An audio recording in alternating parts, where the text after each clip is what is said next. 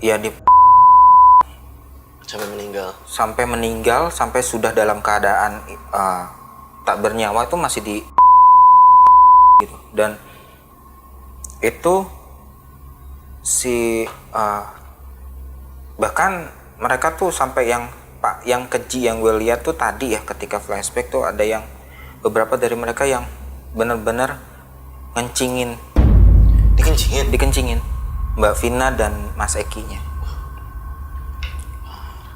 Motifnya sendiri apaan sih? Emang benar yang katanya tadi ada yang suka tuh di tongkrongan sama Vina? Ya, jadi kalau yang gue hubungkan dengan apa yang terjadi pada era 2015, 2016, 2017 ya, Cirebon itu kebetulan gue kan orang Cirebon ya, dan gue juga sempat mendengar maksudnya terkait kasus-kasus kriminalitas yang terjadi di sana.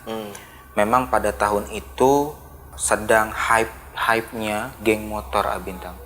Geng motornya ini bukan geng motor yang rupanya seperti komunitas, perkumpulan orang-orang dengan hobi yang sama ya, itu bukan. Lebih ke kriminal ini mah ya. Lebih ke kriminal, lebih ke memperebutkan kekuasaan. Dan ya pada saat itu memang chaos banget. Bahkan di tahun 2015 gue ingat, tahun 2015 gue sempat kembali ke Cirebon, gue main silaturahmi sama keluarga di sana. Keluarga gue itu sudah wanti-wanti, nggak boleh pulang malam. Kalau pulang larut malam, mendingan nginep. Emang sebahaya itu ya waktu itu? Waktu itu iya, sehingga pemerintah daerah pada saat itu memberlakukan jam malam. Jadi anak-anak muda pada saat itu di sana nggak boleh kelayapan lebih dari jam 9 malam. Yang biasanya nongkrong di alun-alun itu dibubarkan. Oke, kita balik lagi ke video nih. Tadi ini kan memang beneran korinnya siapa? Vina ya. Dia kan bilang salah satu pelakunya tuh temennya Eki. Itu yang lu lihat tadi di perjalanan lu itu bukan? Itu juga bukan? Gini Abintang, sebetulnya si pelakunya ini memang anggota gangster. Ya, anggota gangster, dan kebetulan teman baiknya Mas Eki ini. Okay. Teman baiknya. Nah, waktu itu mungkin ya namanya remaja. Ini ya maksudnya labil pemikirannya. Ya, memang ada rasa suka ke Mbak Vina, tapi karena waktu itu Mbak Vina berusaha untuk setia sama pacarnya. Nah ini salah juga sih, sehingga ada perkataan atau umpatan-umpatan yang dilontarkan oleh Mbak Vina, bahkan ngeludahin. Iya, ke si pelaku, sehingga timbullah rasa sakit hati.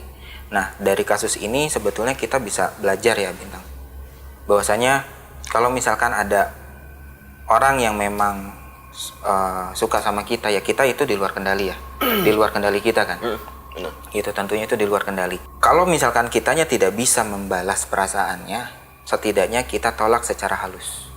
Jangan diumpat juga ya. Jangan diumpat, jangan dimaki, jangan membuat orang sakit hati. Benar, setuju.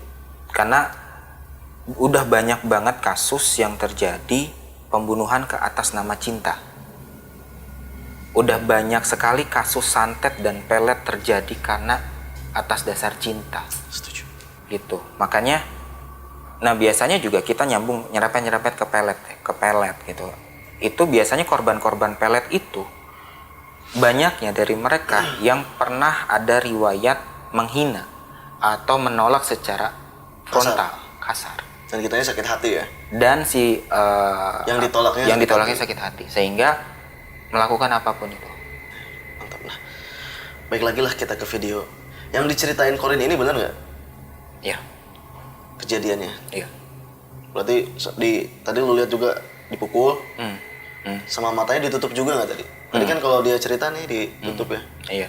Iya. Tapi ditutup pakai jaket punya Mas Eki. Oh, malah ditutupnya pakai jaket Kayak Mas Eki. entah jaket entah baju pakai kain gitu. Ya. Gue liatnya Mas Eki sedang pakai kaos sih, tetap pakai kaos tapi Cuma udah camping. camping-camping. Memori si Corinnya nih cukup kuat juga ya. Apa emang Corin ini memorinya nggak pernah lupa? Yang lupa tuh, lo kan ada yang kalau udah dibunuh nggak tahu nih pelakunya siapa, tempatnya di mana. Tapi ini tuh detail banget nyeritainnya, sampai ingat nama. Jadi pada saat kejadian itu kan memang matanya ditutup, tapi kan ada momen matanya dilepas, Tutupannya dilepas. tutupannya dilepas gitu, dan dia merekam itu